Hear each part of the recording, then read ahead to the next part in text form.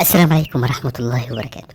أخباركم إيه؟ يا رب دايما تكونوا في أفضل. النهاردة إن شاء الله هنتكلم عن اليوم ال17 للفراخ عندي، وهنتكلم كمان عن أهم الأدوية والأعشاب اللي هنستخدمها النهاردة في اليوم ال17. مبدئيا كده عايز أقول لحضرتك إن أصعب مرض ويعتبر كده من الأمراض المقرفة جدا بالنسبة لأي مربي هيربي دواجن، مرض البرد عند الدواجن من الأمراض الرخمة، ومرض البرد عند الدواجن من الأمراض المزمنة والفيروسية.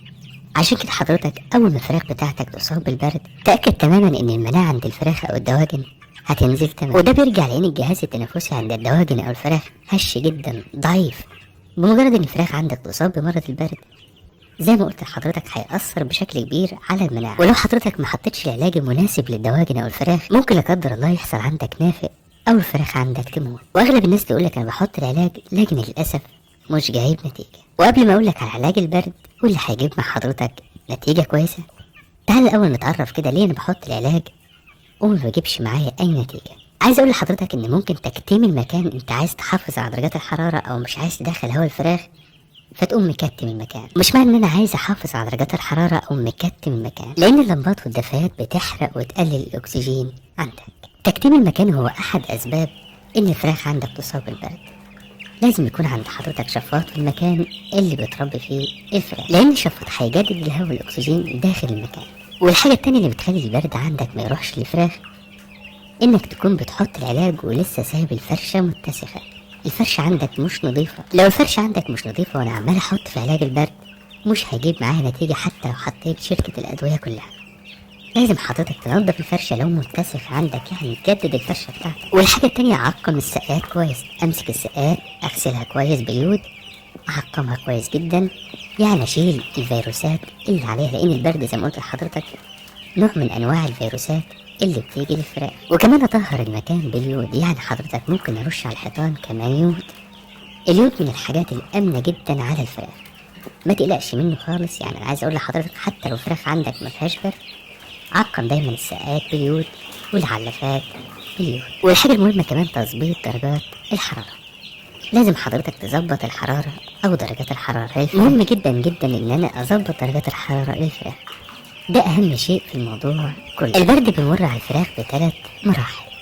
أول مرحلة سهلة جدا جدا وسهل إنك تعالجها، يعني حضرتك بتسمع كده في الأول صوت عطسة خفيفة، لازم في الحالة دي تلحق بقى نفسك وتعالج. طيب كده لو انا اتكسلت كده ومرضتش ان انا اعالج المرحلة الاولى، يعني سبت الفراخ قلت هتعدي، قلت مثلا يعني الموضوع هيروح، ايه اللي ممكن يحصل للفراخ؟ اول حاجة العطسة الخفيفة اللي انت سمعتها في الاول هتزيد جدا، وهتسمع كمان معاها صوت ضفادع، يعني حضرتك هتسمع صوت عطس الفراخ ومصاحب معاه صوت الضفادع. وفي المرحلة دي بقى ديت لو انت كمان معالجتش المرحلة ديت هتدخل في اخر مرحلة واللي هي المرحلة الميؤوس منها، يعني حضرتك ممكن العلاج فعلا ما يجيبش معاك نتيجة، وهتلاقي ان الفراخ عندك خلاص المناعة وقعت.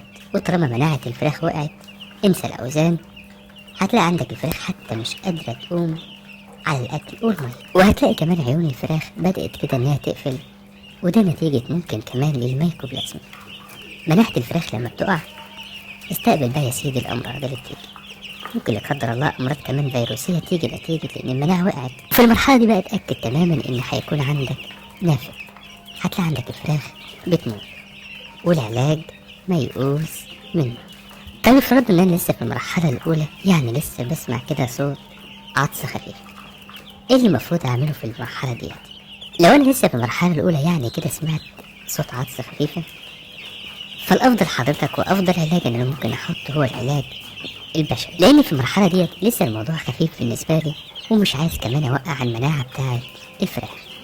طيب المفروض ان انا هجيب ليمون وافرمه كويس جدا جدا جدا فوق ما تتخيل. هتقولي مثلا الكميه بتاعه الليمون، هقول لك كل لتر ميه حط 4 ليمونات، على اللتر الميه 4 ليمونات. افترضنا مثلا بحط قدام الفراخ 8 لتر، اضرب بقى الاربعه في 8، انت فاهمني؟ وبعد كده هتفرمه كويس جدا جدا جدا وتحطه على او توزعه على المية، والطفل بتاع الليمون ممكن تحطه كمان على العلف.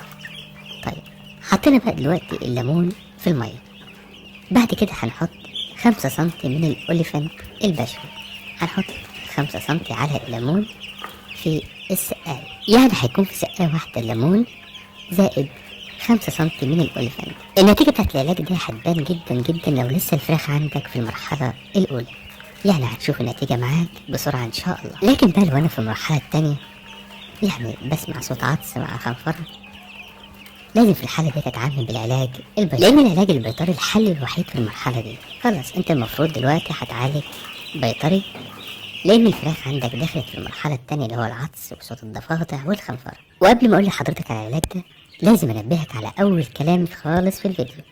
حضرتك لو المكان عندك مكتوم، ولو عندك الفرشة متسخة، ولو عندك معقمتش السقات والعلافات والمكان كويس، وما ظبطتش درجات الحرارة للمكان أو الفراخ، فتأكد تماما إن برضه العلاج مش هيجيب نتيجة.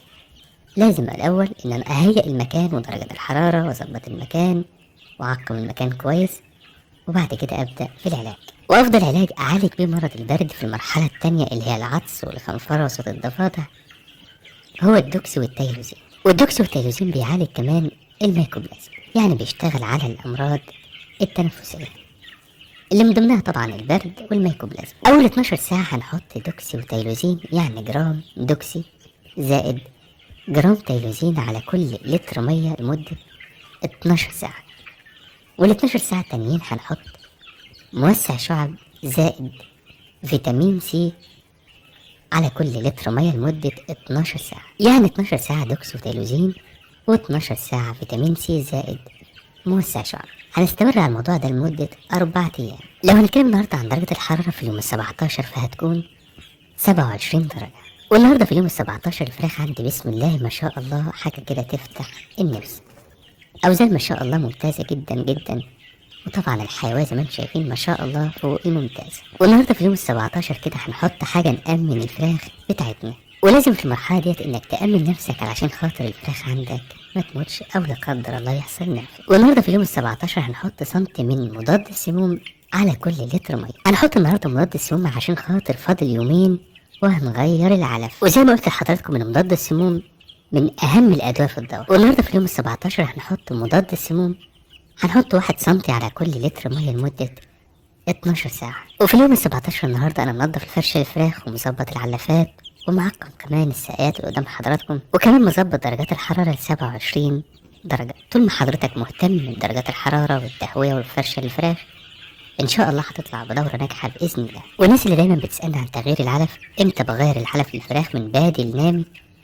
اول حاجة انا بغير العلف ابتداء من يوم 19 للفراخ، ببدأ ان انا اغير العلف تدريجي من يوم 19. وبالنسبة للعلف النهاردة في اليوم 17 للفراخ هيكون علف بادي 23% بروتين.